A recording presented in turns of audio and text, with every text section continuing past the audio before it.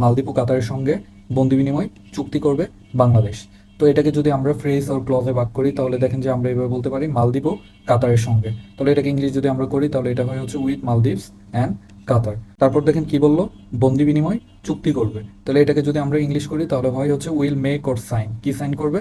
A prisoner exchange agreement or treaties. এই সেন্টেন্সটার আসলে যদি আমরা গ্রামার দেখার চেষ্টা করি, দেখেন সাবজেক্টকে বাংলাদেশ, কারণ হচ্ছে বাংলাদেশ নিজে কাজটা করবে। তারপর ভার্ব হলো চুক্তি করবে। এই চুক্তি করবে কে যদি আমরা ইংলিশ করি তাহলে কি হয়?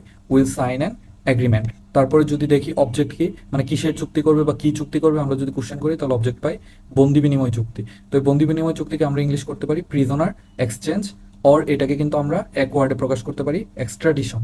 তো আপনারা এই যে ভোকাবুলারিটা শিখে রাখবেন, এক্সট্রাডিশন মানে হচ্ছে বন্দি বিনিময় চুক্তি। তারপর দেখেন চুক্তিকে আমরা বলতে পারি হচ্ছে এগ্রিমেন্ট অর ট্রিটিস, যে কোনো একটা আমরা বলতে পারি। যেহেতু হচ্ছে দুইটা দেশের সাথে করবে তাহলে হচ্ছে এখানে আমরা বলবো ট্রিটিস, অর হচ্ছে এগ্রিমেন্ট না বলে হচ্ছে এগ্রিমেন্টস বলবো। তারপর যদি আমরা প্রিপোজিশনাল ফ্রেজ দেখি, এখানে একটা প্রিপোজিশনাল ফ্রেজ আছে কার সাথে? মালদ্বীপ ও কাতারের সঙ্গে। তো এটাকে আমরা বলতে পারি উইথ মালদ্বীপস অ্যান্ড কাতার। তাহলে পুরো সেন্টেন্সটাকে কিন্তু আমরা এইভাবে ট্রান্সলেট করতে পারি, Bangladesh will sign a prisoner exchange treaties with Maldives and Qatar.